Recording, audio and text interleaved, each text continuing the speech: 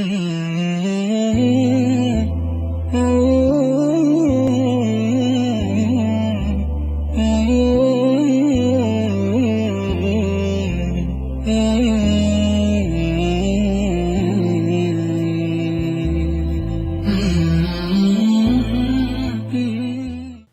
الله الرحمن الرحيم. الحمد لله والصلاة والسلام على رسول الله وعلى آله وصحبه ومن والاه. اللهم علمنا ما ينفعنا وانفعنا بما علمتنا وزدنا علما. لدرس دومي شرح كتاب العقيدة الطحاوية. درسي كم باسي هندك لبيشة كان ما كرد ودرسي دي نسر متنكي إن شاء الله دخينين متنكي برا مثلا دكينا كردي ودوايش شرحتي دور دريجي ددين لو شويناني كبيويز بيتن. قال العلامة حجة الإسلام أبو جعفر الوراق الطحاوي رحمه الله تعالى. فرمي علامة يعني زور زانا صيغة مبالغة لزاناي بزانا چي دوتري كوا لو قري زانز دابي أو صيغة لبو بكارده يعني صيغة مبالغة لعالمي علامة. حجة الإسلام أوش لقبك لها عندك لزانا أندراها چونك خواي جورا أما لسر يكتي دكات حجة بلغة ها خواي جورا دفرمك پیغمبراني نارديا لئلا تكون للناس عليكم حجة بعد الرسل. پیغمبران عليهم الصلاة والسلام حجة نكاتك أو بلغي روندا كانوا لبو خلشي لروج قيامته كنلين أما پیغمبران مالونا هاد بو كس ريقاي راستي بينا قوت بو شوين كوتان توي پیغمبرانش عليهم الصلاة والسلام بهامان شيوة بقياندني أو ديني دبنا بلغلب وخرشي أو زاوة لقبك هبوب بشكل زانان قوترايا. أبو جعفر وراقي طحاوي كواتاو كتابة داندراوي إمامي طحاوية إمامي طحاوي لصالي دو سطو سيونوي هجري لدايق ولا سيسطو بستويك وفاتي كردية لمصر لمنطقة ناوي الطحابوة نسبة دريت لايوين در كدري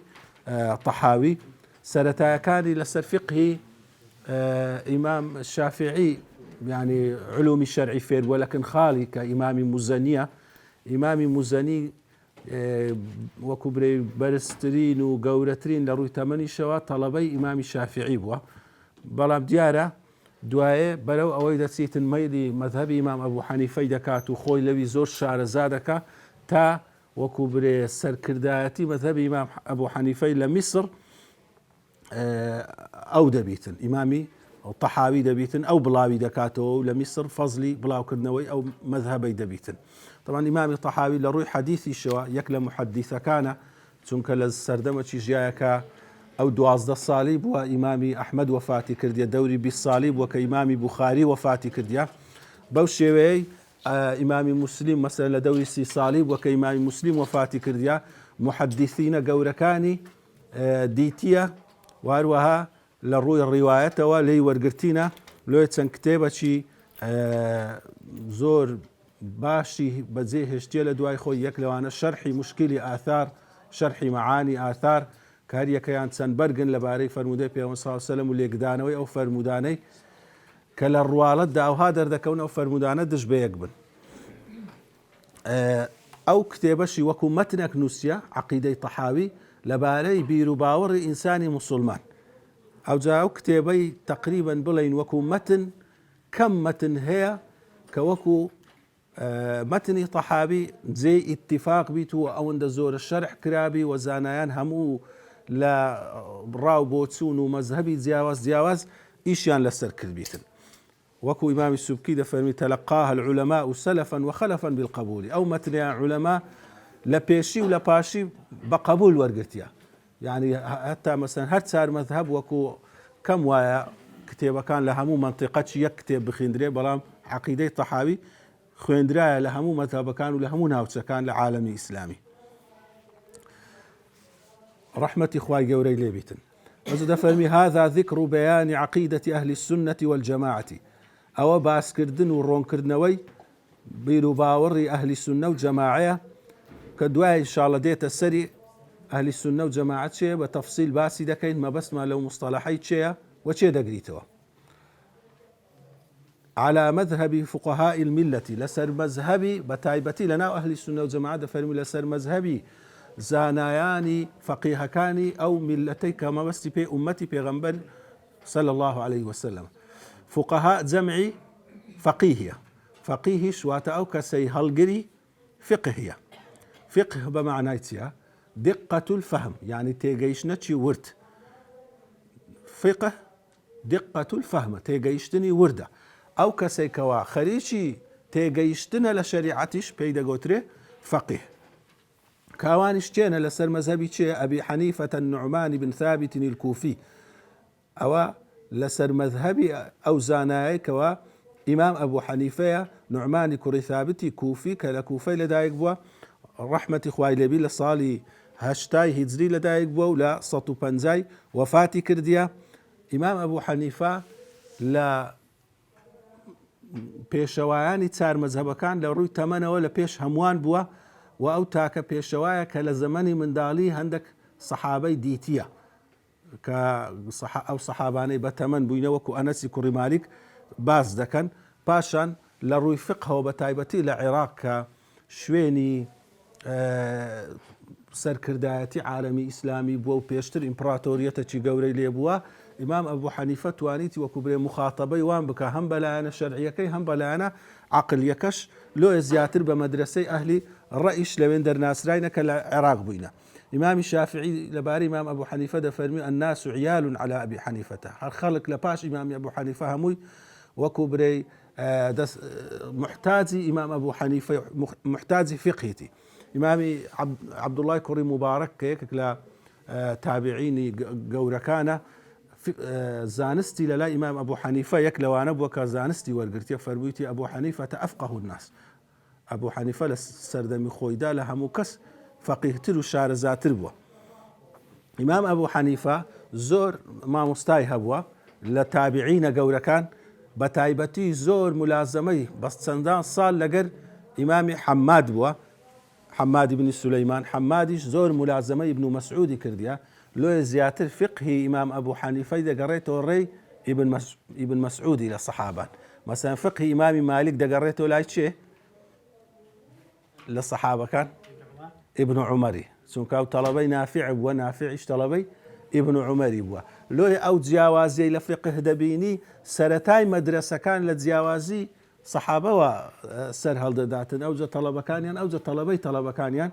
کە تەڵەبەی تەڵەبەکانیان دەکاتە ئیمامی ئەبوو حەنیفە و ئیمامی مالیک و پاشانیش ئیمامی شافعی و ئیمامی ئەحمەد ڕەزا و ڕەحمەتی خوا لە هەموویان بی. چەند کتێبێکی وەکو کتێب بەجێمایە کە الفقه الأكبر یەک لەوانەیە. فقه الأكبر لەبارەی عەقیدەیە ئەویش نووسیتی، بەڵام کورتە، یعنی کتێبەکی کورتە بە مانای فقهی هەرە گەورە کە مەبەستی پێی فقهی عقيدة وأصول دينه. وأبي يوسف يعقوب بن إبراهيم الأنصاري، وجال باش إمام أبو حنيفة دفرمي لسر عقيدي أبو يوسف كيعقوب بن إبراهيم الأنصارية. أبو يوسف لباشان كدجدية محمد بن حسن الشيباني مشهور بدو طلبة مشهورة كإمام أبو حنيفة. أجل هر وقت شي لكتبان قوترا أبو يوسف وصاحباه، يعني أبو حنيفة وصاحباه، إمام أبو حنيفة ودو هاوريكي ما بس في أبو يوسف محمد بن حسن الشيبانية كأوانا لباش أخوي إمام أبو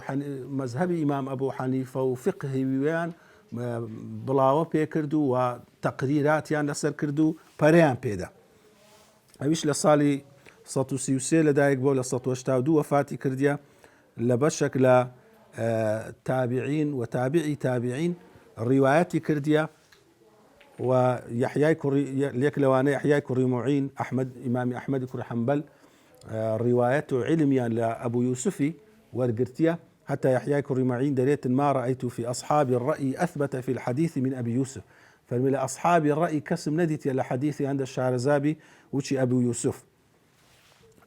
طبعا دعاء إلى زمان هارون الرشيد دكريت قاضي قضاته يكم كس أو ناوي ليدن دريتو كتابة شيدا نسيبنا بخراج كبنا وبانجا. ولا باشا إذا فرمي وأبي عبد الله محمد بن الحسن الشيباني كأوش صاحبي إمام أبو حنيفة وطلبي هرى قوريتي لصالي سطو السويك لدايق بول سطو وشتامنو وفاتي كرديا لما مستعكاني سفياني ثوري وعبد الله كوري مبارك جوريجو ولا زورش لقر إمام أبو حنيفة ولا لقورة تابعين كان علمي ورقرتيا وقتابيا كانش إمام الشافعي بوا كيكلا قتابيا ناسرا وكان بوا يحيى كوري معين بوا وتسندان نسراوي شيهي وكو جامعي كبير صغير رضوان الله عليهم أجمعين رزاء ورحمة إخوة لسرها ميان بيتن وما يعتقدون من أصول الدين ويدينون به لرب العالمين لسر مذهبي وانا دفرمي وعقيدة يرون دكموا وأوي أوانا بيرو باور يانا لباري أصول دين أصول تيا جمعي أصل يا واتبنتينو بنما كان دين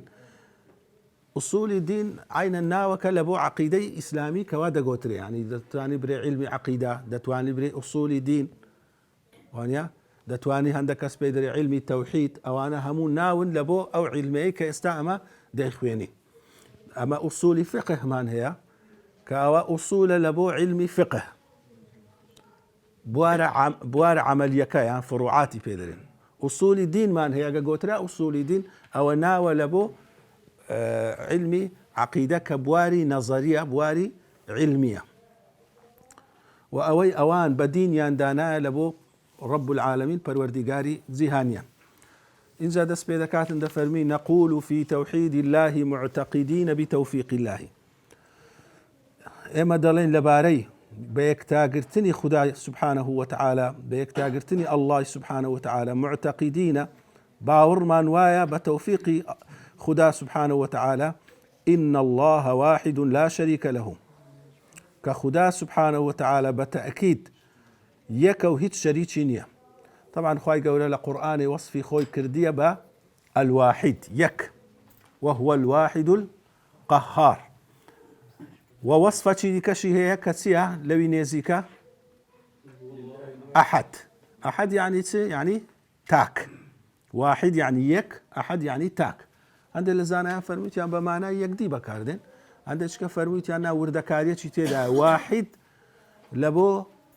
صفات كانتي لصفات كاني يكا يعني هاو شيوي وينيا ولا ذاتي شي تاكا هيت تاكك وشي وينيا بهرنا وعدشي بخواي قورة تاكو تنهايا لذاتي ولا صفات كاني ولا أفعالي نهيت كسك ذاتي وشي ذاتي ويا نصفاتي وشي صفاتي ويا نهيت كسك فعلي وشي فعلي ويا لا شريك له هيت هاو بشتشينية لقليدا ولا شيء مثله هيت كسكو هيت تكنية هاو شيوي ذاتي الله بي سبحانه وتعالى ولا شيء يعجزه وهيت تشيشنية دست وساني بكا ولا خواي بكا سبحانه وتعالى لا وكل قرآن أخوي قول دفرمي هيت تكنية دست وساني بكا لا يعجزه شيء في الأرض ولا في السماء للزوي ولا آسمان داش تكنية بتواني كوا خواي قول أمر تشكر أو أمري خواي قول الرد بكاتو يعني تعقيبي لسر لي بدات قسشي لباش أمري خواي قول بكا كشتشي براندوا تواه هيت كسكنات واني قسي لسر بكا ورتي بكاتو ولا إله غيره وهيت برسترا وتشنية غير خدا سبحانه وتعالى كشايستي برستن بي انجا مليرا دين كالشرحي او اندي بكين امام الطحاوي يكسر هاتي تسر مسلي او كخواي قوره بيويستا بتاكو يك رابجيليت هم للربوبية دا هم لبرستنو ألوهية عبودية دا نهاتي تسر اوي باسي بيشوي باسي وجودي خداي سبحانه وتعالى يكسر هاتي تاوي كخواي قوله بتاك رابكتي لو لبروي لتاريخ دا كم تر او باسا هاتي تقوري آية خدا دروس كارو بدي هناري آسمان وزوي وجودي هي يعني بلكو زياتر لمسالي پرستن دا غير خوايان لقر خداي قوله پرستيا يان زياتر لمسالي اوي كوا باور يان واب وهندك شت هي خداي چيدي كش هي لقروي دكاتن رزقي بدستا بشكل بري وبردني بدستا او قناعتانيان هبوا بلام هرزانيتيان خداي چي قوله هي لسروي هموانا ولا بيشي هموانا حتى بيغمبر صلى الله عليه وسلم بايك لا كسانا دا فرميتن كا مشركين بو دري أتو تسان خداي دا پرستی دري يكك لآسمان و حفتي لسر زوي دري واز لو حفتي لسر زوي بينو تنها اوي آسمان بپرستت سو كاتو جزاني كهر او همشتچي بدستا او وكبري قوري هموانا اوان قناعتي وابوا كوا خدا هنا وخداوان دي قسكش هنا كوانش بشك لأموري ربوبيتيان لدستا وألوهيتي جدتوان لوان بكريتن يعني عندك كاس دريتن مثلا قريش يعني كافر كان قناعتيان واب وكوا توحيد ربوبيتيان تواو وبس ألوهيتيان تواو نبو أو الزور دقيقني أو قصة سنك أوان للربوبيتيش قناعتيان واب وكوا أو شريكان اشتشيان بدسته لباران بارين لنفع وضر اشتشيان بكات التوحيد الربوبية كشيان ناقص بوا بلا كقرآن تماشى إذا كيد فرمي ولئن سألتهم من خلق السماوات والأرض ليقولن الله شيء أسمان زيد يسكرديا درين الله بلام لقرا وجدت شيء بري ودبات شيء شايستي برستنا غير الله شان ذكر ده الشريك لقروي بلام بيش أوي أما بين السروي كوا سلمان دني وحدانية تاكو تنهاي خواي قوريا أما دبي بالزنزيرة لو ودس بيبكين موچينة كسانك استخاصتا لو سردم هي إنكاري بوني خدا دكن سبحانه وتعالى لو دبي أتو لسرتاوة بقرية ولبو أوي دليل كاني وجودي خداي سبحانه وتعالى بلغ كاني وجودي خداي سبحانه وتعالى كزانيان رونيان كردي توا بتفصيل ببلغي زانستي وعلمي يكم بلغا وكبري سرتشي ترين بلغا كبيدا قوتري برهان يان دلالة الحدوث برهان التمانع أو بلغي يكم برهان الحدوث حدث يعني تسيا لزماني عربي روداو بلام نويبونوشي تدا يعني نويبونوي روداوشي وشي دليل هم هاتيه بمعنى حديث كوا روداوك رودا دا حدث وهم هاتي حديث بمعنى نوي ونيا مثلا العصر الحديث سردمي نوي كليل زانان دا فرمون ما بس يعني لو روداوانا كبنويتي لكون رودا داتن كاتك إنسان تماشاي هرشتك لو كون كائناتي دكاتن دبيني دائما لقوران دايا لنويبون ودايا لدرزبون دايا كواتا قوتيتيان كل متغير حادث هموشتك كوا لقوران دابين نشاني اوي كوا اوشتا حادثا نوية هاتي تبون بيشتر نبوة هاتي تبون ما دام لقوران دايا تشتك هي لو كون كائناتي لقوران دا نبيتن هموي لقوران دا كواتا ما دام هموشتك لقوران دا لإنساني لدورو بري أو يدزاني أو دليلي أوانا قوران كاريان بسردي أوانا مفعول كاريان تيدكريت همو حادثتش لابد له من محدث هرشتشش كوا بونور بي مخلوق بي دروس كراو بي دبي دروس كارشي هبي دبي بدي هنا رشي هبيت دبي بدي هنا رشي هبيت سونك أجر أتو أو أخوي قول القرآن طبعا أو دليلانا باز دكا أجر أتو نلي أو آسمان الزاوية بدي هنا رشي هي دبي احتمال دوام دابري بري بي بدي هنا لخوراو بالصدفة دروس بوا يان دبي بري والله أمن دروس تمكرديا يان دبي بري بالصدفة دروس بوا يان دبي بري أو كون كائناتا هر لأزل وهر هبوا بردوام بوا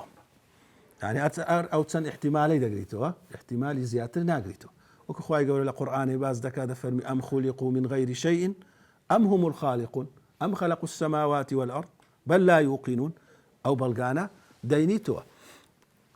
أفرأيتم ما تمنون أأنتم تخلقونه أم نحن الخالقون تماشي أو من يناكن كأم قول يدرس دبن أو دلوب آوة أم قول خلقي دكن يعني أما خلقي دكي يعني دفرمي هذا خلق الله فأروني ماذا خلق الذين من دونه كاتل لك قرآن أويد باز دكاتن وكبرينا وروشي أو بلغي كباز دكان دلالتي خلق لسر خالقي دلالتي دروس كراوان لسر بديهي نريان وهر أوشك حزرتي إبراهيم مناقشة قومكي بيدكاتن دفرمي فلما جن عليه الليل رأى كوكبا قال هذا ربي فلما أفل قال إني لا أحب الآفلين شودهات أستيريديت قوتي أو پروردگارا يعني پروردگار بدي هنرو دروس كرو يكم فاعل يكم بكري همو أو فعلاني لو كولي روددن كاتك آوابو قوتي أو تغييري بسردات كواتب بخوي إيشي لسر دكريه نك أو إيش لسر مخلوقاتي دي كبكاتن بخوي مفعولة نك فاعل بيتن فلما رأى القمر بازغا قال هذا ربي فلما أفل قال لئن لم يهدني ربي لأكونن من الضالين أو زارا ما نجيش همان شيوبو فلما رأى الشمس بازغة قال هذا ربي هذا أكبر فلما أفلت قال يا قوم إني بريء مما تشركون أجهن إذا فرمون حضرة إبراهيم أوي وكو محاجزة حجزة هنانا وهنايا مثلا كاتو لو بلغي بلانبر وكو فرزية دا سلميني داري أقر أو هايا بعد ابنين أو خدايا أقر أو خدابي كودا بي آوابي أقر أو روش خدابي كودا بي آوابي لو بروي خواهي قولي لتباشي وآياتان دا فرمي وتلك حجتنا آتيناها إبراهيم على قومي أو بلغ كاني مبن كدامان إبراهيم لسر قومي خوي كاتا حجته بلغ هنانوا بوي كوا هموشتك لو مخلوقاتي دقوريتو حادثة كوا دبي خالقة هبي درستي كرد بيتن أو أصلكي لقرآن موجودة أجاليرا مسألة ديتا قور زوجة بسيارك دكري آية كسك هشتا بالرواي بخدايني سبحانه وتعالى مثلا باوري بويجي خالقك هبيتن أتو دكري بلغي لقرآن لوبيني زۆر کەس گۆتیتیان ناکرێ بەڵگەی لە قورئان هێلۆبینی چونکە ئەو هێشتا باوەڕی بە ئەڵڵای نییە تا بەڵگەی بە کەلامی ئەڵڵای لۆبینیەوە ئەوە ڕاستە بەڵام چ نەوعە بەڵگەک ناکرێت لە قورئانی لۆبینیەوە ئەو بەڵگەی کە حکم دەدا یعنی ناکرێت کابرایەک باوەڕی بە خودای نییە ئاتو مناقەشەی لەگەر بکەی برێ وەڵای خوددا لە قورئانی دەفەرمی لا ئیلاهە ئیلا ئەنا لەبەر ئەوەی فەرموویتی هیچ پەروەردیگارێک نییە من نەبوو کەواتە بێز دیارە ئەو هەیە چونکە ئەوە حکم دانە یان برێ وەڵا خوای گەورە فەرموویتی محەممەد ڕەسوول الله ئەوە بەڵگەیە لەسەرەوەی محەممەد پێغەمبەری خۆیە ئەوە نابیتە بەڵگە لە بۆ کەسێکی کە هێشتا باوەڕی نەهینایە بەڵام خودی قورئان ئەو بەڵگە عەقلیانەی زۆر تێدایە کە ئەساسن لە بۆ باوەڕهینان ئەوەی ئێستا مەخینمانەوە ئەم خولیقوا من غەیری شەیئین ئەم هوم الخالیقون بەڵگەی تەفەککور لە ئاسمان و زەوی بەڵگەی ئەوەی کەەوە ئێستا باسمان کرد حەزرەتی ئیبراهیم ئەو هەموو بەڵگانە لەبارەی مەخلوقات ئەوە عینەن کۆ ئەمن ئێستا قسەچی دەکەم قورئانیش بە هەمان شێوە مخاطب نییە بەس لە بۆ ئیمانداران مخاطبە لە بۆ کافری لە بۆ ملحیدی خیتاب لەگەر هەمویان دەکات لە بۆ بێباوەڕی دەکات لە بۆ مشریکی دەکات لە بۆ ملحیدی دەکات کە ئەو مخاطبەی دەکات مخاطبەی عەقلی دەکات دەرێ وەرە بیر بکەوە چی ئەو ئاسمان و زەویەی دروست کردی ئایا دەکرێ بە خۆت دروستت کردبی ئایا دەکرێ هەر هەبوو بیتن کەو احتیمالانە نەبوتن کەواتە دەبی زاتێک هەبوو بیتن تاک بیتن هەمووی دروست کردبی ئەوجا هەتا بەڵگەی تاکایەتی مەسەن ناکرێ ئەمن بەڵگەی لە قورئانێ بینمەوە بڵێم لەبەر هەندێک خودا تاکە لەبەرەوەی فەرموویتی قل هو الله أحد وانیا بەڵام دەتوانم بەڵگەی ئەوەی بینمەوە لەبەرەوەی فەرموویتی لەو کانە فیهما آلیهة إلا الله لفسدتا ئەگەر دوو خودا هەبان بێجگە لە ئەڵڵای ئەوە تێک دەچون کاتە بەڵگەی تەمانوعی هینایتەوە کە دوایە بە تەفسیلی باسی دەکەین ئەوە تێبینیەکی وردە ئینسان ئاگاداری بیتن کاتێکەوە مناقەشەی دەکاتن یان بەڵگەی دەینیتەوە لە بۆ کەسێکی گومانی هەیە یان کێشەی هەیە لەولایەنەی دەبی بزانیتن چنەوە بەڵگەچی لۆ دەینیتەوە ئەو جاوەی ئەمە باسمان کرد لە دەلالەتی حدوث گوتمان چەند احتیمالێک دادەندرێ ئەگەر کەسێک برێتن ئەوە هەر هەبووە ئەوە محاڵە چونکە تەسەلسول ڕوو دەداتن تەسەلسول چییە دەرێ چێ بارانی دەبارێنی باران لە چێوە دێ مەزدەری باران بارینی لە هەوری باشە هەور لە چێ دێ هۆنیە لە بای دێت و لە هەڵمی دێت و لە فلان دیسان با و هەڵم لە چێ دێ لە فلانەی دێ فلان لە فلانەی دێ با ئەمە هەزاری بژمێرین دووی بژمێرین دەی بژمێرین سەتی بژمێرین دەبی لە ئاخیریش قووەتێک هەبی کە ئەو قووەتە نەگەڕێتەوە پاشە خۆی لە جێیەکی ڕاوەستی محالە کە ئەوە بێ کۆتا بەردەوام بیتن دەبی لە جێیەکی ڕاوەستی ئەگەر بێ کۆتا بە هەر نەدەگەیشتە ئێستا چونکە بێ کۆتا یعنی لە بێ کۆتای ڕادەوەستە ئەو محالە كواتم مثلا بنمونة شي دريت زنديك لۆی ئەمری تەقەکردنی پێبی دەبی هەموو جوندیەک هەموو کەسە کە تەقەی بکاتن لە ناو جەیشی لە سەروی خۆی بگەڕێتەوە باشەوە جوندی گەڕاوە لۆ زابتیش لۆی ئەمری تەقەکردنی پێبی لۆ ڕائید لە بۆ نازان مقدمی هەر کەسی لۆ سەروی خۆی دەبی لە ئاخیری یەکێک هەبی نەگەڕێتەوە لۆ سەروی خۆی فەرمان لەوی ڕا دەست پێ بکە کە پێ دەڵێنا فەرماندەی گشتی هێزە چەکدارەکان ئەو لەویەوە ڕا دێتن دەستە خوارێ کەواتە ئەو ئەسبابانەی ئەمە دەیبینین لەو مەخلوقاتەی ئەو ئەسبابانە حادیثن دەبی سەبەبی ئەوەل هەبی پێی دەرێن سەبەبی ئەوەل دەبی سەبەبی ئەوەل هەبی کە پێویستی بە گەڕانەوە لە بۆ غەیری خۆی نەبیتن لە گۆڕانکاریەکان ئەوە دەبینین هەور گۆڕانکاری بەسەردادێ با گۆڕانکاری بەسەردادێ کەواتە ئەوانە هەموو مەخلوقن دەبی یەکێک ئەو گۆڕانکاریانە بینیتە بوون بە خۆی گۆڕانکاری بەسەردانێ چونکە ئەگەر ئەویش گۆڕانکاری بەسەردابێ ئەدی چێ بەسەرەوی داهینایە کەواتە دەبی ذاتی ئەوەل هەبیتن کەوا گۆڕانکاری بەسەردانێ ئەوانە عولەما بە ئەنواع تعبیر هینایتیانە و هەندێک بە تعبیری جوولە هینایتیانە گوتیتیان ئەو جوولەی لە مەخلوقاتی ڕوودەدا جوولەی مەسەلەن ئەو ئاوەی دەرێت چێ جوولاندی دەست چێ جوولاندی مەسەلەن با بڵێن عەزایەکی دیکە دەیجوولینی ئەو چێ جوولاندی باشە دەبی جوولێنەری یەکەم هەبی کە کەس نەیجوولێن ئەوە بە محرریکی ئەوەل ئەوە بە عەزە فەلاسیفە ئەوها تعبیریان لێدایتەوە کەواتە ئەوە تەسەلسول مەحاڵ بوو ئەوەی بەخۆشی گۆڕانی بەسەر دێتن ئینسان بیتن ئەم هەموو الخالیقون ئەوەش مەحاڵە چونکە بەخۆت گۆڕاند بەسەر دێ بەخۆت لە نەبوونەوە هاتیە بوون چێ ئەتوی هینایتە بوون مادام ئەمە هەمومان بیدایەتمان هەیە چ ئینسانە چ لەو مەخلوقاتەی هەیە دەبی فکر لەوەی بکەینەوە یەکێک بیتن بیدایەتی نەبی ئەوی بیدایەتی هەموو شتێکی دروست دەکاتن دەبی بێ بیدایەت بی چونکە ئەگەر ئەویش بیدایەتەکی هەبی دیسانێکە چێ ئەوی بیدایەتی ویچ لە چێ دەستی پێکردی کەواتە مبدئ کە الله سبحانه وتعالى دەبی مبدئەک هەبی دەبی سەبەبەکی یەکەم هەبی دەبی قووەتەک هەبیتن کە هەمووی لێ بگەڕێتەوە ئەوە لە عەقڵەن هەموو ئینسانێک بەو حەقیقەتەی دەگاتن هەموو ئینسانێک دەگاتە ئەو حەقیقەتەی کەوە دەلیلی حدوث دەلالەتی لەسەر دەکاتن و هەروەها ئەوەی کەوە مەسەلە ئەهلی کوفر و ئیلحاد کردیتیان ئەوە تەنها لە وەکو برێی لە ئەسلی دەلیلەکەی نییە کێشەیان لە لایەکی دیکەیە لە ئەو دەلیلەی هاتینە ئەگەرنا ئەو مەوجوداتە هەیە ئێستا ئەمە وجود هەیە یان دەبی برێ ئەو هەموو وجودەی هەیە ئەو هەموو گۆڕانکاریە ئەو هەموو ڕووداوە کە ڕوودەداتن یان دەبی برێن وجودی نییە یان ئەگە برێن وجودی هەیە دەبی برێن یەکێک هینایەتی وجود هەتا بەشێک لە سۆفستایی پێیابووینە لە بۆ ئەوەی تووشی ئەوەی نەبن برێن کاکە مەوجودەک هەیەکەوە ئەو شتەی هینایتە وجود خالیقەک هەیە گوتیتیان ئەو وجودە هەمووی وەهمە هەر نییە یعنی ئەو کەسەی کە دەرێتن خوددانە دەبی ئەو مەوجوداتەش ڕەتکاتۆت مقدمەکەشی ڕەتکاتەوە مادام دەرێ بەدیهێنەرەك نییە دەبی بێدیهێنراوەکانیش هەمووی ڕەتکاتەوە کەواتە کەسێک ئینکاری بوونی خودای بکاتن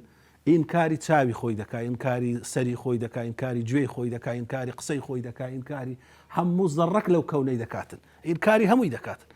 چونکە هەموو ئەوانە دەلالەتن لەسەروی چونکە ئەوەی ئەمە لێمان دیارە هەمووی ئەفعال و ئاثاری دەستی الله سبحانه وتعالى لە هەر زەڕەکی کە دەجوولێتەوە هەر ئەلکترۆنەک هەر نیوترۆنەک هەر خانەک کە ئیش دەکاتن ئەو دوای دەینە سەر دەلالەتەکانی دی بەس دەلالەتی وجودی دەلالەتی ئیشکردنی دەلالەتی گۆڕانکاری هەمووی ئیشارەت لە بۆ ئەو زاتەی دەکاتن کە خەڵقی کردێ وفي كل شيء له آية تدل على أنه واحد لە هەموو شتێک ئاەت و بەڵگە و نیشانە لەسەر وحدانیەتی لەسەر وجودی ئەو زاتەی هەیە کە الله سبحانه وتعالى دلیلی دووەم کە دلیلەکان طبعا بە کۆتانایان بەڵام ئەوە چەند وەکو برەی دلیلەکی گشتیە کە دلیلەکان هەمووی دەستنە ژێرەوی ئەگەرنا هەموو ئاسمان و زەوی دلیلە ونيا وفي أنفسكم أفلا تبصرون في السماء رزقكم وما توعدون ونيا وفي الأرض آيات للموقنين يعني سنريهم آياتنا في الآفاق وفي أنفسهم حتى يتبين لهم أنه الحق. قرآن بري أو أدلانية لا أسمان ولا الزبيب تماشي وكو أما أو نمونيا من زۆر جار هینایتەوە کەوا تو تەماشای بینایەکی ڕێک و پێک دەکەی ڕێک و پێچی و ئەو ئەفعالانەی لەو بینایە لەبەردەستە دەلالەت لەسەر چەند صیفاتەکی دەکات دەرێ کەسەکی زانا شارەزا کارامە ئەو ئیشەی کردیە ئەو صیفاتەش دەبی لە زاتێک هەبی هەریگربی کەواتە ئەفعال و ئاثار دەلالەت لەسەر ئەسما و صیفات دەکات ئەسما و صیفاتیش دەلالەت لەسەر ذات دەکاتن. واروە تو تەماشای جوملەیکە جوملەی هەموو زمانەکە جوملە پێشی هەموو شتێک مادەم ڕووداوەکی تێدابی فعلك هەبی دەبی ئیلا فاعل هەبی ئەجە فاعل باس کرابی باس نەکرابی بەبێ فاعل نابی کە گوتت ڕۆیشتن ضەرەبە کەتەبە لەیدا بەبێ فاعل وجودی نابیت چونکە فعلەکە ڕووی نەدەدا بەبێ فاعل. معقولەکەوە ئەو هەموو فعلە لەو کەون و کائیناتێ ڕوودەدا کەسێک ئینکاری فاعلی بکاتن. دەلالەتی دووەم دەلالەتی فیتڕەیە ئەوەی کە خوای گەورە وەکو فیتڕە واتە ئەوەی کە خوای گەورە بەرنامە ڕێژی ئینسانی لەسەر کردیە ئەوەلی لەسەری بەدی هێنایە هەموو ئینسانەکەوە لەسەر ئەو زەویەی دەژیت و خوای گەورە عەقڵی پێدەدا و تێگەیشتنی پێدەدا بەرمەجەشی لە ناودانایە. ئەو کتێب و وەحیەی دێتن هەماهەنگ لەگەر ئەو بەرمەجەیەی ڕێگای پیشان دەداتن وەکو مەسەلەن مۆبایلەکە کۆمپیوتەرەکە قابلیەتی درایتێ ئەگەر ناوە تەختەدارێک با هەندی ئەو مۆبایلەی نەدەتانی بەرنامەشی لەسەر دابەزێنی و نەدەتانی تەلەفۆنی لەگەر کەس پێ بکەی بەس قابلیەتەکی درایتێ کە تو بەرنامەی دابەزێنی. عینەن ئەو ئینسانە قابلیەتی درایتێ لۆ هیچ بوونەوەرەکی دیکە وشی ئینسانی تێگەیشتنی نییە بیرکردنەوەی نییە عەقلی نییە کاتە کەسێک بە بەرنامە ڕێژی بەرنامەی کردیە قابلیەتی دایتێ غەریزەی لە ناو چاندیە ئەو بەرنامە ڕێژی و غەریزە چاندنە لەکن هەموو بەشەری بەشەکی هەیە وەکو یەکە ئیلا ئەو کەسێکەوە بەخۆی بەدرۆ ئەوەی ناخی خۆی بشاریتەوە نەوە شتێکی دیکە ئەوە بکاتن مەسەرەن هەموو بەشەر لەسەر هەندێک غەریزە لەسەر هەندێک تێگەیشتن لە ناو دڵی هەمویان هەیە کەوە خوای گەورە دەفەرمی فیطرەتە الله التي فطر الناس عليها فطري أو الله كوا خلقي لسر دروس كردية يعني بيغمبر صلى الله عليه وسلم دفرمي كل مولود يولد على فطرة هموي لسر فطرة لدايق دبيتن لسر فطرتي أو كخالقة هي كخاونة هي كوا دروسكارة هي بديهنرة هي كسك بري ويدبا كسك بهانا يدي حتى أو فطرتا أجر كابرا زور بشي شاريته البكفر لو كفر ليدا قوتريا كفر لبرو شاردنەوەی ئەو حقائقەیە کە لە ناو دڵیتی ئەگەر بە زۆریش دایپۆشی لە وەختە زۆر تنگانەکان ئەو فیترەتە ئیشی خۆی دەکاتن هانا دەباتن بڕۆ کاس هەتا کابرا بێ باوەڕیشە لە وەختە زۆر تنگانەکانی دەرێ هانان بردیتە بەر هێزەکی نادیار هەز دەکا شتێک دەبی هەبیتن کە ئاگای لە من بی ئەمنی نابیتە وجود ناکرێ بێ ساحێب بم ئەمن لەبەرەوەی زەعیفی خۆی دەزانی ئینسان هەموو چرکەچی هاواری زەعیفی خۆی دەکاتن هەموو چرکەچی کەمتر لە چرکەچی ئەو هەناسەی کە دێ و دەچیتن سیەکانی دەرێ ئۆکسسیجینم لۆ بین ئەگەر ناژم کاتە ئەوە هاوارکردنە لەو فەقیری خۆی وانە بە هەمان شێوە هەموو ئەندامەکانی هەموو ترپەکانی دڵی هاواری فەقیری ئینسانی دەکاتن کاتە ئەو دەلالەتی فیتڕەیە هەموو کەسێک هەستی پێدەکاتن کە خوای گەورە لەسەر فیتڕەتی ئەوەی دانایەکە خالیقەک هەیە صاحبەک و خاوەنەچی هەیە ئەگەر نا ئەو شتانەی لە ناو دەچەقان لە ناو دڵیدا گەورەترین کێشەی ئەو کەسانەی کەوا بێباوەڕ دەبن و مولحیدن دەڵێن خودا وجودی نییە لە دەلیلە سەرەکیەکە ڕانییە بڵێن وەڵاهی ئەمە تەماشامان کردیە ئەو مەوجوداتە بەخۆی وجودەکەی وایە کە خاوەن قووەتە بەخۆی هیچ گۆڕانی بەسەردانایە لەبەر هەندێک ئەمە دەرێن ئەو مەوجوداتە ئەبەدی و ئەزەلی هەر هەبووە لەوەی ڕانایە لە ئەسلی مەوزوعەکەی هەر هەموو مولحیدەکان ئەگەر قسەیان لەگەر بکەی مناقەشات تەفاسیل لەگەریان بڕۆیت لە چێن دەرێ ڕائیل الحادەکەیان سەر هەردەدا لە ڕەخنەگرتنیان یان سەردەرنەچوونیان لە فعلێک لەو فعلانەی کە لە کەون ڕوودەدا دەرێ باشە شەڕ و خراپە لۆ هەیە، نەخۆشی لۆ هەیە، یا ئەمن وەختی خۆی حالەتەکی بەسەر خۆی داهاتی ئەگەر خوایەکە با لۆ ئەمن ئەوم بەسەر داهات. الله ئەکبەر. ئەگەر خودایەک هەبی لۆ خراپە و ناخۆشی هەیە لەوێ ڕادێتن ئەگەر نادەزانی ئەوە دیارە کە مەوجودات دەلالەت لەسەرەوەی دەکا خالیقەچی هەیە، بەڵام لەوێ ڕادێتن کە لە حکمەتی ئیشەچی ناو ئەو کەونەی تێناگاتن دەیکاتە بەڵگە لە بۆ ئەوەی کەوا ساحێبی نەبیت. ئەوە متابعیان بکەن هەموو شتەکەیان لەوەی سەل هەڵدەداتن. جاروێ کابرا دەرێ وەڵام میلەتی من قومی من قومەکی مەزلومە چەند ساڵە وچی قومی کورد نەفەری واماندیتی ئەگەر ساحێبەکە بالۆ ئەمە بێدەوڵەتی لەوەی ڕادێتن دەکاتە دەلیل. طبعاً ئەوە دلیل نییە لەسەر ئەو شتەی، چونکە ڕەنگات و سرد لێ دەرنەچی لە ئیشێکی کە ئەو بزانی مادام ئەسلی دلیلەکە هەموو مەوجودات دلیلی لەسەر خالیقەچی کرد. ئەلێرە هەندێک لە زانایانی ئەهلی کەلام جوابەکی زۆر ورد و بەهێزیان داینەوە کە ئەگەر هەر کەسێک لەوانە ئەو جوابەی بە حەقیقەت تێبگاتن ئیلا ئەگەر عینادی بی ئەگەرنا دەبی تەسلیم بیتن. ئەویش چییە؟ دەرێ باشە کاچی ملحید ئەتوکە ڕەخنەی دەگری بەوەی دەرێ وەڵاهی خراپە هەیە، زوڵم هەیە، شەڕ هەیە، لەبەر هەندێ دیارە ساحێب و خالیقەک لە بۆ ئەو کەونەی نییە. ئەو ڕەخنەت لە ڕوانگەی چێوە گرت؟ لەسەر چ ئەساسێک ئەو ڕەخنەت گرت؟ لەسەر ئەو ئەساسەی دەبی عەدالەت هەبی. ونیە ئەو ڕەخنەکەی لەوێ عەدالەت وجودی نیە، لە بە هەندێک ڕەخنەی دەگرم. دەرێن کاکە ئەو عەدالەتەی تو لە چێ هات؟ مادام تو دەرێت جیهان بێ خاوەنە، مادام تو دەرێت جیهان بەس مادەیە غەیری مادەی وجودی نییە، ئەو غەریزەی عەدالەتەی کە ئەتوو ڕەخنەی پێدەگری لە چێن دەڕاهاتیە؟ کەواتە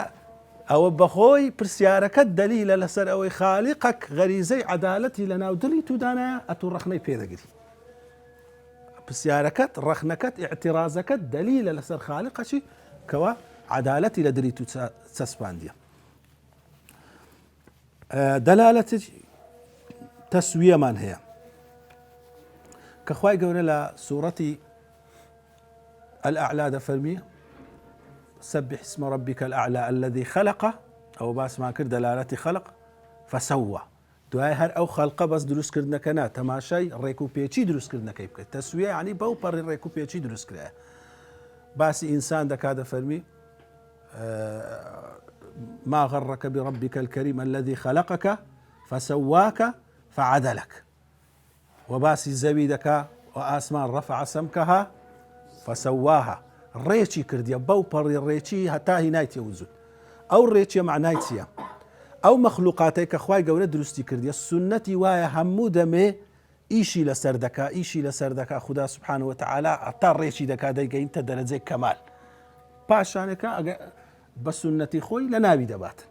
ئەو ئینسانەی تەماشەکە لە دڵۆپە ئاوەچی هەزارها مەرحەلەی بەسەردێ تا دەبیتە ئینسانەکی ڕێک و تەواو. ئەو تەسویەیە ئەگەر ئەو کەسەی ئەو زاتەی لە دڵۆپە ئاوەکەوە دیزاین و خەریتەی ئەو ئینسانەی لە پێشچاو نەبی یەک لە قۆناغەکان لەو هەزارها قۆناغەی بەمەبەستەوە نەیەوێتن ئەو ئینسانە دەرچیتن یەک لە قۆناغەکان لۆ عەشوایی لۆ سوتفەی لێ بگەڕێ ئەو ئینسانە دەرناچی، ئەو نەتیجەیە دەرناچی. نمونەی وەکو خەیاتە چێ خەیات کە قیاسی تو دەگریتن جلکەکە لۆ بدوریتن لە ئەوەلی کە دەیەوێ ئەو جلکەی تو ببڕیتن یەکەم مەقەسی لێدا دەبی بزانیتن بە تەمایە ئاخیری چ دروستکە. ئەو قاتی کوردیە دروست دەکا، ئەوە بە چ قیاسەکی دروست دەکا، ئەو پانتۆڕە دروست دەکات. دەبی لە ئەوەل مەقەسی کە لێ دەدا قیاسی خۆی بگری. ئەگەر نا یەک لەو خوتوانە غەڵەت کاتن نەتیجەی ئاخیری ئەو قاتە دەرناچی کە لەو کابرای بیت. ئەگەر ئەو زاتەی دڵۆپە ئاوی دەکاتە ئەوەندە خانە و لە خانەی موزغە و عەلەقە و ئەو هەموو دوایە سەمع و بەسەڕ و قووەتی دەداتێتن لە ئەوەلی ڕال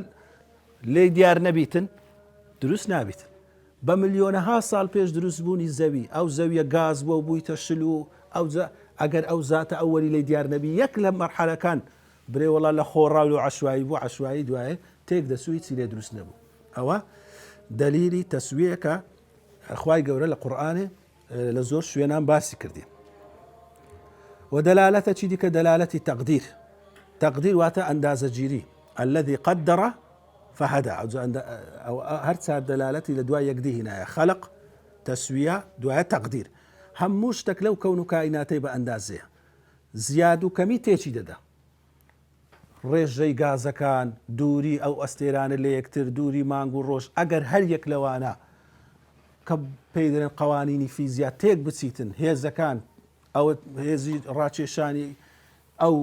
تەنەی لە بۆ ئەو تەنەی تێک بچیتن ئەو کەونە هەمووی تێک دەچی. هەتا زانایانی فیزیا دەڵێن وچی ئەوەیە ئەو کەونە سنیەکی پڕ پەرداخە ئاو لەسەر نوکەچی ڕاگری بە تەوازون لە ناوەندێ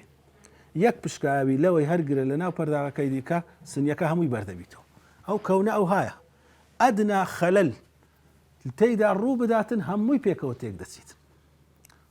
هەتا هەندێک کتێبیان نووسە لە فیزیایەکان نووسیتیان کەون وەکو ئەوەیە لەسەر ڕۆخی چەقویبی، یعنی ئەولای قبول ناکە ئەو مەسەلە قوانینانەی کەوا کەونی پێبەڕێوە دەچیتن ئەوەندە پۆینت ئەوەندەیە کەمتر بە زیاتر بە ئەو دووریانە کەمتر بە زیاتر بە هەموو شتێک تێک دەچوو، چونکە وەکو تەسبیحی ئەوی تێک دەدا ئەوی تێک دەدا ئەو ئەوی تێک دەدا هەتا هەموو کەون پێکەوە تێک دەچوو. کەواتە هەموو شتێک بە ئەندازە گیریە. ئەو ڕووەکانەی لەسەر ئەو زەویە ئەو گیان لە بەرانەی لەسەر ئەو زەویە هەتا هەمووی هاوسەنجی لە بۆ دانایە. دەرێن ئەگەر مێشەکی نێر و مێ خیندیتمەوە دەرێ ئەگەر مێشەکی نێر و مێ زاوزێ بکەن نەمرن، چونکە مێژ ئاخیر تەمەنی دەرێت 14 ڕۆژە هەتا چەند ساڵەکی تەبەقەکی 5 سانتیمی لەسەر هەموو زەوی بەس دەبیتە مێش. کاتە دیسانەکە تەقدیرێک دانرای ئەندازەی خۆی دەبی کەس شتێکی دیکە هەبی مێشی لە ناو بباتن. ئەو جاوە ئینسان چەندی فکری لێ بکاتەوە لە عەجائیبی مەخلوقات ئەو دەلالەتی تەقدیرەی دەبینیتەوە. دەلالەتی چارم دەلالەتی پێنجم دەلالەتی هیدایەت کە خوای گەورە ڕێنمووی هەموو شتێکی کردیە کەتەلۆکی پیشاندایە. کو مەسەن کەسێک جیهازەکی دروست دەکە هەر بەخۆی لە ناوی دادەنێت ئێستا مەسەلەن جیهازی وا دروست بۆ بەخۆی ئەبدێتی خۆی دەکاتەوە بەخۆی خۆی نوێ دەکاتەوە بەخۆی خۆی چا دەکاتەوە مشکلەی خۆی چا لەسەر دەکات. خوای گەورە هیدایەت و ڕێنمووی هەمووی کردیەکەوە ئیشی خۆی بکاتن. ئەو تەیرانە کو هێلانەی دروست بکەن ئەوەی دی کو خۆی بپارێزی ئەوی دی لە ناو بەحرێک و ڕزقی خۆی بەدەستبێنیە. ئینسان کە فکری لێ بکاتەوە وەکو کە موسا عەلەیهی سەلام بە فیرعونی فەرموو کە فیرعون گوتی فمن ربكما يا موسى قال ربنا الذي أعطى كل شيء خلقه ثم هدى. هەموو شتی خەڵق کردیە و هیدایەتی شیدایە و ڕێی پیشاندایە. ئەو هیدایەت و ڕێ پیشاندانە ئینسان جاروێ دەزانیتن لە داچی فێربووە خۆ فێربوونیش هەر لەلایەن خواوە گەر لە داچی فێربووبی هەر خوا داکەکەی فێر کردیە. بەڵام نەخێر زانایان تاقیکردنەوەیان لەسەرەوەی کردێ مەسەن دەرێ مریش هێلکەچی مراوی لەگەر مریشتی دابنێ با مریشت کورێک ببی لەسەری مراوی بیتن دەبینی ئەوە عینن هێلکەیە یخوا ئەوە هێلکە خانەک بووە داچی خۆی نەدیتیە نە مراویەکە دیتیتی نە مریشکەکە دیتیتی کورچی دەکەی. ئەو مریشکە بە تەبیعەتی خۆی لە بۆ شوێنی مەسەلەن جیا و ئەو شتانە دەچیتن کەوا حەشەڕاتی لێبی مراویەکەش بە تەبیعەتی خۆی ئەوەی هیچ ئەوەی لە دوو گۆمە ئاوی دەگەڕێتن. ئەوە غەریزەیە لە ناوی خەڵق کرا. هەتا دکتۆر فاضل سامڕایی کە ئەوەلی دەرێ من ئەو شک و گومانم هەبوو کتێبم زۆر دەخیندەوە دەرێ ئیمانم بە چێ هینا و سابت بووم لەبەر ئەوەلی فکری شوعی وانەی هەبوو دەرێ کتێبەکەم خیندەوە باسی نەوع مێشەشی دەکە دەرێ کتێبی زانستیم زۆر دەخیندەوە دەرێ مێشک هەیە لە نەوع مێشک لە ناو زۆنگا و ئاوی پیس ئەوە چی لە خۆی دروست دەکات و چی بەلەمی گەرایەکان دادەنێ بەجێیان دێریتن جارێککە نایان بینیتەوە ئەوانش عینن دروست دەبنەوە فێرە ئەو گەرا دروستکردنە دەبنەوە لە ناو ئەو زۆنگاوی بێ ئەوەی پێشتر داک و بابی خۆیان دیت بیتن کاتەوە دلیلە لەسەرەوەی هەموو شتێک لەلایەن خالقەچی هیدایەت درایە و فێر کرایە. کۆتا بەڵگە دەلالەتی تەسخیر ئەوەی کە خوای گەورە هەموو شتی مسەخەر کردیە لە بۆ ئینسانی تەماشای ئەو ئاسمان و زەوی و ئەوەی تێیدایە هەمووی بە تەنسیق بە هەماهەنگی لەگەر یەکدی ئیش دەکاتن هەمووی ئەو یارمەتیوی دەدا ئەو ڕزقیوی دەدا ئەو ئیشیوی تەواو دەکاتن. خوای گەورە دەفەرمێ وسەخەڕ لەکم ما فی السەماوات والأرض جەمیعا منه. ئەو لە قورئانە زۆر تەفسیلی باسی تەسخیری ئاو کرایە و تەسخیری ئاسمانەکان و هەمووی مسەخەر کرایە یعنی فەراهەم کرایە لە بەردەست دانرایەوەی ئیشی تو جێبەجێ بکە. ئەگە بە قووەتی توبی بە قووەتی من و تو ناکرێ بە قووەتی هیچ کەس ناکرێ. وەتزانین ئەو پاروەنانەی دێتە پێشمان ئەو برنجەی دێتە پێشمان ئەگەر برین یەک دنکە برنج بەبێ قووەتی ذاتە چی کەوا خالقی ئەو کەون و کائیناتەیە وەڵا من ئەو دنکە برنجەی لەو خۆم بەرهەم دەینم ئەو دنکە گەنمەی بەخۆم بەرهەم دەینم دەزانی دەبی چ قووەتەکەت هەبی دەبی گەنم لەوەی بەرهەم بێ پێویستی بە چییە بە ئاوە دەبی ئاو ئەتوو خەڵقت کردبی خاکە دەبی خاک ئەتوو خەڵقت کردبی تیشتی ڕۆژە دەبی تیشتی ڕۆژ ئەتوو خەڵقت کردبی ئازە با لەیەک لە خەتەکان لەوەی بچی لە تیشتی ڕۆژ دەبی مادام برێ ئەمن بەخۆم بێ خودا گەرمی بەرهەم دەینم دەبی ئەتوو ڕۆژەکەی بینی و ببەی بە قودرەتی تو بێ و بچی ئەتوو خەڵقت کردبی ئەگەر ئەتوو ڕۆژی بینی و ببەی دەبی ئەتوو کۆمەڵی خۆر و ئەوەی کەوا خۆر عیلاقەی لەگەر هەیە لە مەجەڕەکەی دەبی ئەتوو مەجەڕەکەت بەدەستبی ئەگە ئەتوو ئەو مەجەڕەت بەدەستبی دەبی کەونەکەت بەدەستبی کەواتە لە ئەوە یەک دەنکە گەنم بەرهەم بێتن هەموو کەون و کائینات پێکەوە ئیش دەکاتن هەتا دێتە پێشەمە دوای خوای گەورە زۆر داوای فەلينظر الإنسان إلى طعامه أنا صببنا الماء صبا ثم شققنا الأرض شقا تەماشا بکەن چیرۆکەکی زۆر دوور و درێژ لە پشت ئەو خواردنەیە کە دێتە پێشمان و ئەمە دەیخۆین کە دەلالەتە لەسەر وجودی لەسەر عەزەمەتی لەسەر هەموو ئەو ئەسما و صیفاتانەی خدای گەورە سبحانه وتعالى هەیەی کەواتە ئەوە دلیلەکە هەندێک لە دلیلە سەرەکیەکان بوون بە کورتی ئین شاء الله لە دەرسی پاشی تەواوی دەکەین لە باسی دەلالەتی لەسەر وحدانیەتی خدا سبحانه وتعالى و ئەسما و صیفاتەکانی صلى الله على نبينا محمد وعلى آله وصحبه وسلم وآخر دعوانا أن الحمد لله رب العالمين